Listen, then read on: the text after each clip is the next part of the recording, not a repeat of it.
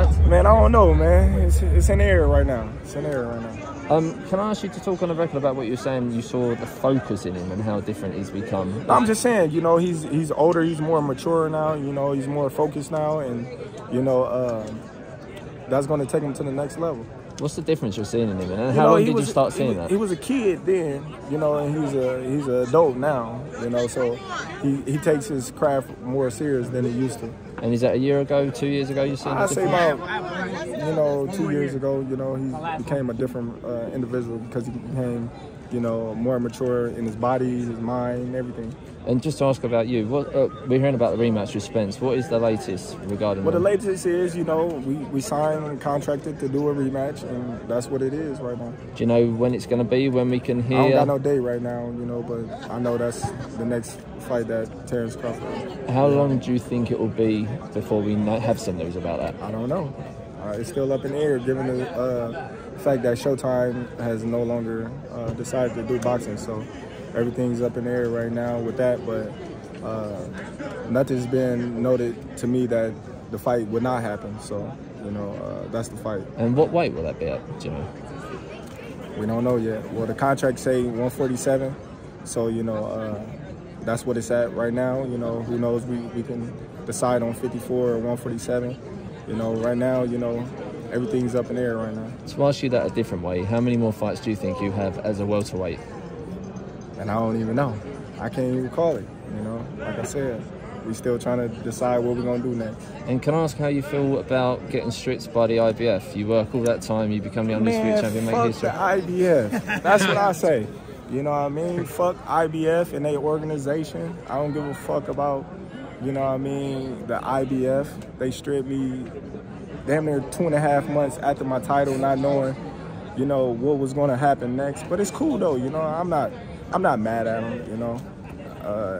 I got what I needed, and that was, you know, undisputed, and the rest is history, you know. I don't care about none of that. That doesn't frustrate you just a little bit? No, not at all. Because like I said, I came into that fight looking to become undisputed. You know, I became undisputed, so there's nothing there for me to accomplish at that point in time. You know, so I did what I said I was going to do. I came, I saw, I conquered, and it's on to the next. Can I ask about the politics here? I appreciate it doesn't seem to bother you that much, but Spence wasn't stripped in all that time. You've been a champion for a little over 3 months, and they take the title away from you. It just doesn't smell right, I guess. Well, you know, it is what it is. You know, they pick and choose who they want to grant certain things to, and if they was gonna do something like that, I feel like they should have stripped Spence prior to the fight, given that they knew it was a 2-fight deal going into the fight, you know, so who knows? They knew I couldn't, you know, just get out of my contract with, you know, Spence to fight Boots, so, you know, it is what it is. And is it a shame for Boots to become a champion without winning it in the ring on the night? I know it's not his fault. Yeah, I know that's not ideal how he wanted to win it. You know, I know he's disappointed that he couldn't win it from a champion and whatnot, and it's disappointing for him. But if I was him, I'd just tell him, like, I want to fight for it. Like, I'd rather fight the number 3 guy.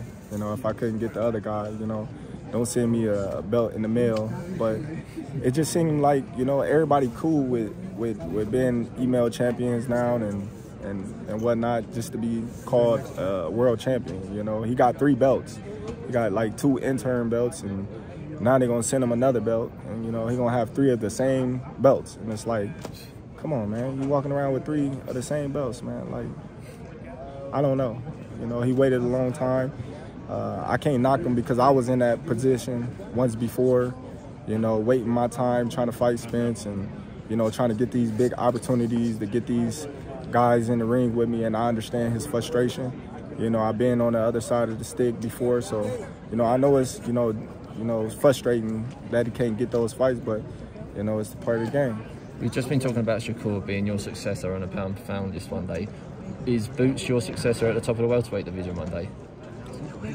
When One day in the future. Oh yeah, in the future, yeah, definitely. When Terence Crawford lead the division, but right now Terence Crawford is, you know, the ultimate, you know, of all ultimates, you know, in the division. How good is he going to be? Huh? How good is Boots going to be? We don't know, you know. Hey, the future tell it all. You know, we might see, you know, how good somebody is today, and tomorrow, you know, it might not look so good. So, you know, he got a bright future. He's talented. He's crafty. Got a lot of skills, and, you know, only time will tell. And can I just ask how much respect you've got for Spence taking that rematch? He was on a one-sided beating, and he wants to fight you again. That takes some balls, doesn't it? Well, that just tells the championship mentality that he has. You know, he lost a grueling fight, and he feel as if, you know, it just wasn't his night that night. And, you know, he want to prove the world that, you know, on a rematch that he can defeat me. So, you know, I take my hat off to him, and, you know, it was always respect from the jump. That's fantastic. Thank you. Thanks. Another guy that's waited a long time for a big fight is Demetrius Andrade. Do you think he's a lot better than people think?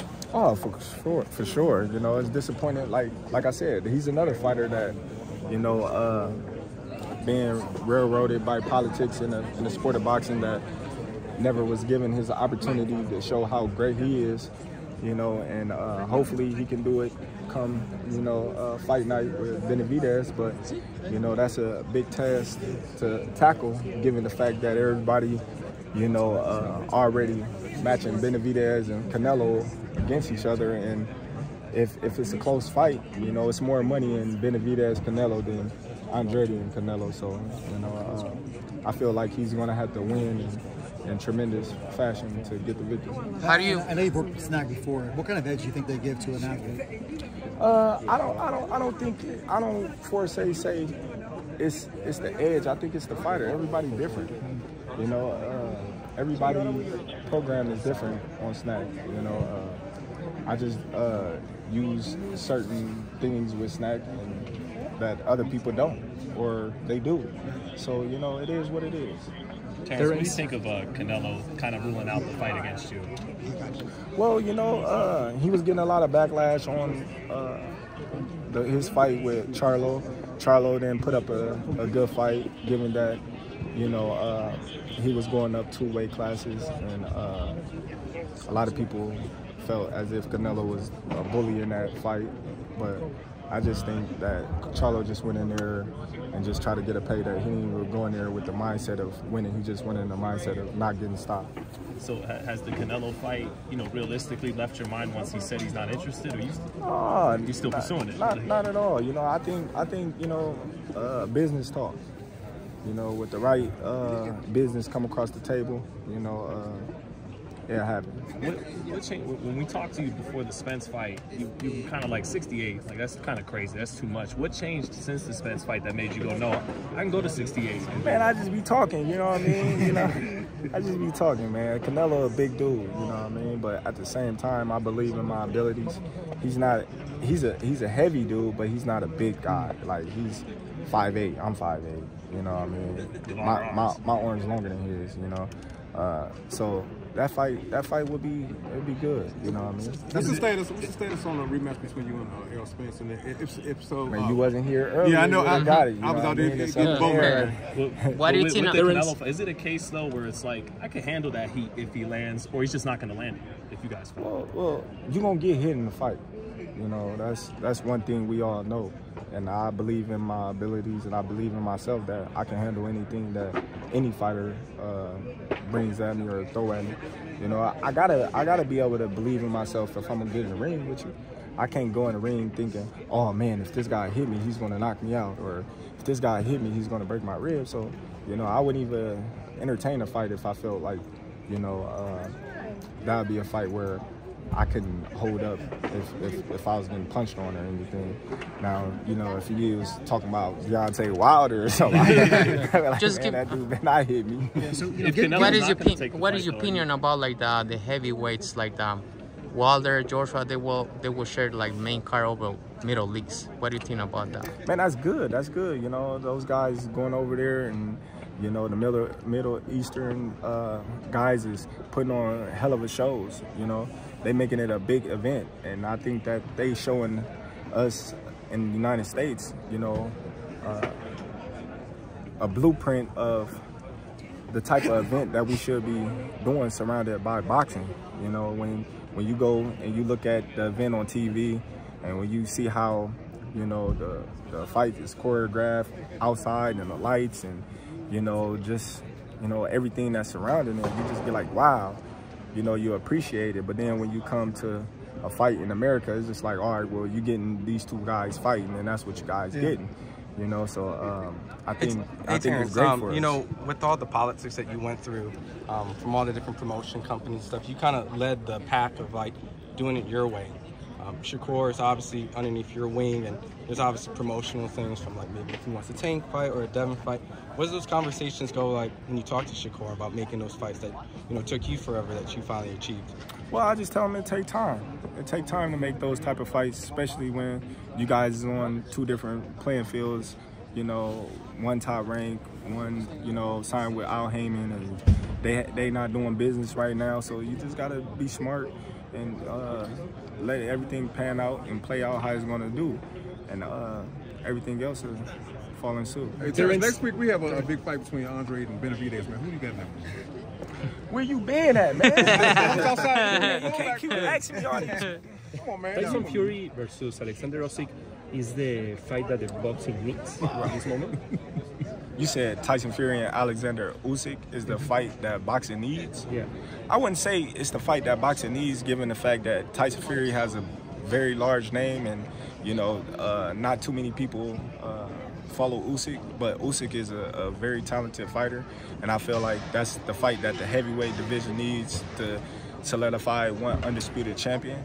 And I feel like, you know, the fight that boxing needs is the fights that's going to make the most sense and the fight that the fans want to see. I think that's what the fights that boxing needs right now. Given all the stuff with the sanctioning bodies, you know, the stripping you, have you ever thought about just saying, you know what, I'm not paying any more sanctioning fees going forward? I'm done with the titles? I look at the sanction bodies and stuff like that. You know, it is what it is. It's a business. Everybody got to make a business. I mean, everybody got to eat. You know, I'm not, you know, opposed to, you know, them eating. It's just how they eating. Like, you know, you take a percentage for these fighters and they fighting for their life. You know, I feel like as if, you know, we should get a bonus for winning the championship. Like, where in any other sport in the world do they have to pay to be champion? You know, that's unheard of. You know, it's normally you get a bonus when you win. Like, so I'm against it, but, you know, it's been around so long that us fighters coming up, we want to be champions so long, so bad that it just go over our head until we get to a certain position in the sport where, you know, it matters. That 3% matters, you know. Hey, do you care about winning a title in a fourth weight class? Well, it's history. It's history. But like I always say, you know, the champion makes the title. You know, you got a lot of champions out here that people don't even know. You know, so it's not about the belt. It's about the champion that's holding the belt. Would you be more interested in Zoo at 54 since you ruled Charlo out after that performance with Canelo? Well, Charlo still got 3 belts. You know, he's still the champion. You know, once you win, you know, the ring belt, that's the only belt that really matters. You know, I can lose all my belts right now and still have the ring belt, and they can fight for them belts, and it wouldn't matter what they fight for because they only going to be recognized as a second-tier champion, and the #1 champion is going to be the Ring Magazine champion. So the Charlo fight is still, you still like that option possibly? Well, you know, I mean, I'm not going to rule it out. You know, I'm not going to rule it out, but at the same time, you know, right now, you know, I'm not looking to fight Charlo. Did you already get in his head that night when you talked to him over the ropes? You know? I don't know, man. I just, you know what I mean? I told him what I was going to do, and, you know, as I was doing what I told him I was going to do, I let him know that he was next, and, you know, it is what it is. Hey, Terence, can you redeem the Tyson Fury Francis going MMA? You know, wrestle some of those guys and show that, you know, you got one over here that can get down with the MMA guys on their rules? Man, that's tough, man. That's tough. I always told y'all, you know, I've seen you wrestle, so, you know, I can wrestle. I definitely can wrestle, you know what I mean? But it's more to wrestling than, you know, that goes into UFC. You know, you got jiu-jitsu, you got kickboxing, you got boxing, you got wrestling, you got so many, you know what I mean, aspects of fighting, you know, that goes into a fight.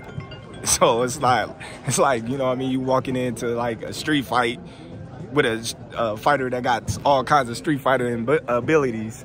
So it's like you go in there and he kick you, then what? For the boxing fans, like, they're like, we got Terence Crawford, we can get it back. Yeah, we definitely can get it back, but man, don't kick me, man. Terence, about Shakur Stevenson, you think he has all skills in boxing to be the next? Shakur Stevenson. Man, he's going to be #1. I told y'all that. I've been telling y'all that for years. Does any part of you worry for Shakur, though, that it'll happen to him like it happened to you? He's got to wait till his 30s to get Tank and Devin. No, I don't think so. He's young right now. He's in a great place in his career right now. And I think that, you know, everything's going to work out for him. He just got to keep looking sharp, and, you know, everything else is going to follow suit. You had to leave that place to get Red. Congratulations on your new baby.